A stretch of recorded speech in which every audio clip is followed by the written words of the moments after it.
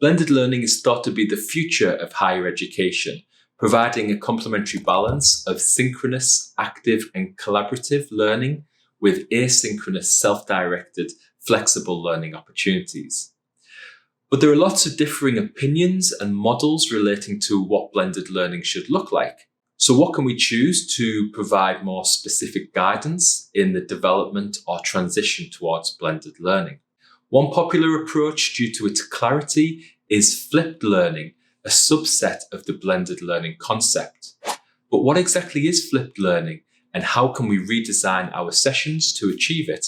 As with all aspects of blended learning, there are multiple definitions and thoughts, which sometimes don't help educators to implement these approaches. So I'm going to provide a general definition and an acronym that will hopefully help you with the redevelopment of your sessions. Okay, so as a general definition, flipped learning can be described as an approach that removes your direct instruction or lecturing from the student group and puts it in the hands of the individual student.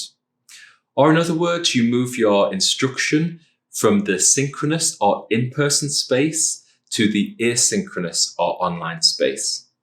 This then gives you more time and scope to use the in-person or synchronous space for more active, collaborative, engaging, and creative learning opportunities that ultimately provide a deeper learning experience. In doing this, there is one key word to remember, and it's flip. To keep your environment flexible, change your learning culture, provide intentional content, and think about your role as a professional educator. So let's look at flip in more detail. By moving content to the asynchronous space allows for greater flexibility.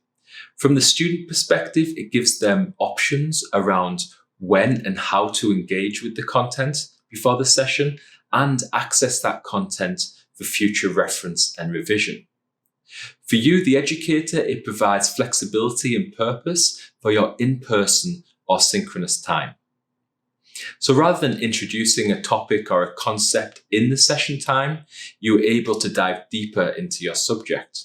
This does require a shift in learning culture. Flipped learning, as with all blended learning approaches, moves away from the teacher-led delivery to a more learner-centered approach. Meaning that while you as the educator are responsible for designing and developing session content, during the in-person or synchronous time, you are more likely to facilitate active or collaborative learning experiences rather than deliver a lecture. The shift in the student role requires them to take more responsibility for their learning, to cover the self-directed learning content, and to participate in the active and collaborative opportunities that will ultimately benefit them by providing a deeper, higher quality learning experience. So this move to a learner-centered approach also means that you don't need to think about delivering a certain amount of content during a session.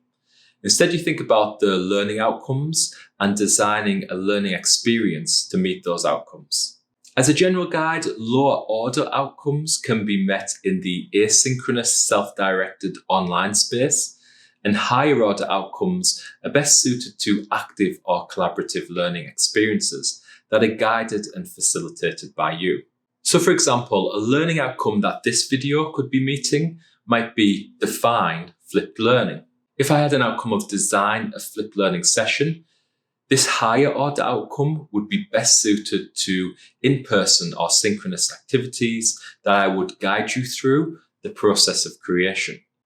In these learner-centered approaches, it's more important than ever to think of ourselves as professional educators, rather than our discipline-specific backgrounds, as sometimes happens in higher education. This is because regardless of the blended learning model, flipped learning in this case, successful implementation requires educators to reflect on their practice. Some things will work, some things won't work and will provide a challenge to be overcome. That's why it can help to connect with other educators to support and share with each other. While your role will include more facilitation than teaching, you are still the content expert and play a key role in enabling flipped learning to work. So in summary, when thinking about designing flipped learning, consider FLIP for flexible, learning culture, intentional content, and professional educator to guide you through your journey. And please remember, it's always best to start with a small component and slowly, incrementally redesign over time. If you got value from this video, please hit like and consider subscribing. Let us know in the comments below how you will start on your flipped learning journey.